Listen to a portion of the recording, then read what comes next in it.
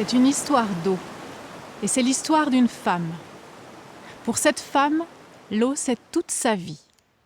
Plonger ses mains dans la fraîcheur d'une rivière, sentir la pluie couler sur son visage. Elle a toujours aimé ça. Alors elle a décidé d'en faire son métier. Elle allait devenir marcheuse d'eau. Elle voulait comprendre, voir, toucher, sentir cette eau translucide que les marcheurs d'eau puisaient et transportaient depuis plus de 200 ans. Au début, quand elle a commencé son métier, elle avait hâte de se lever tôt chaque matin pour aller au puits. Elle rencontrait d'autres marcheurs d'eau qui lui parlaient de cette eau protégée qui contenait toutes sortes de savoirs. Ils lui montraient comment la prélever sans en perdre une seule goutte et comment la verser délicatement dans des jarres.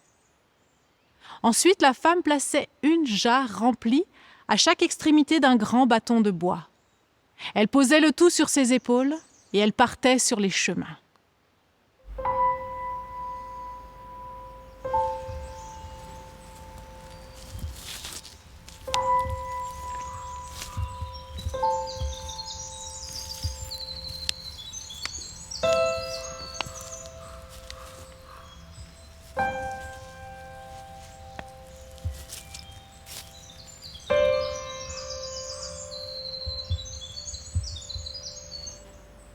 Elle avançait, droite, forte, sur un long sentier.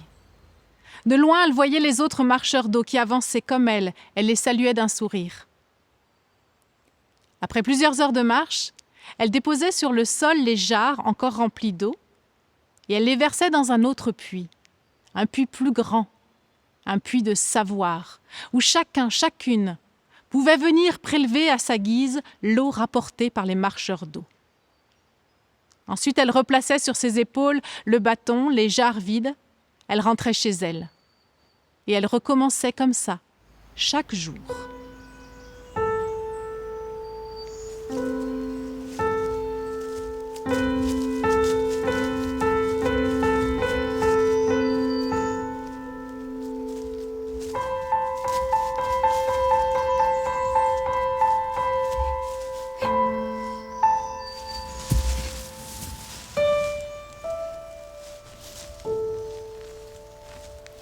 Et plus le temps passait, plus le chemin changeait sous ses pieds.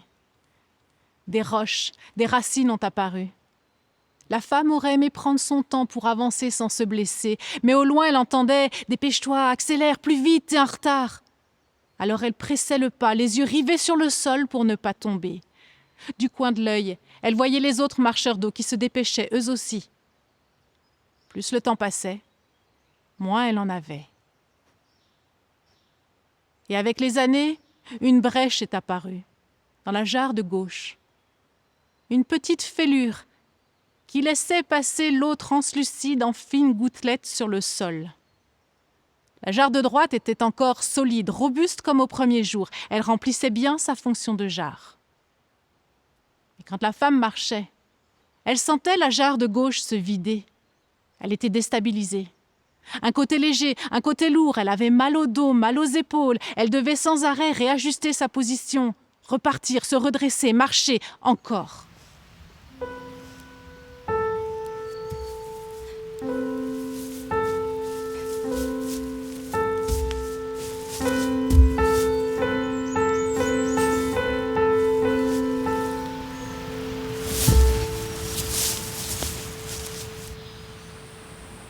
Un matin, la femme se lève.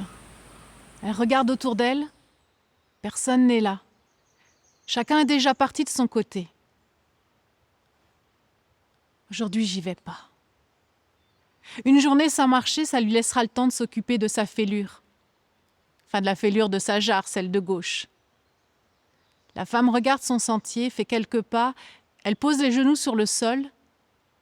De sa main droite, elle recueille de la terre sèche. De sa main gauche, elle ramasse de la terre gorgée d'eau, pleine de vie. Elle sourit. Elle sait. Elle va garder la jarre avec la fêlure, juste celle-là. Plus besoin du bâton, plus besoin de l'autre jarre. Désormais, elle portera sa jarre entre ses bras, contre son cœur. Elle prendra le temps de laisser couler l'eau, de laisser ruisseler le savoir.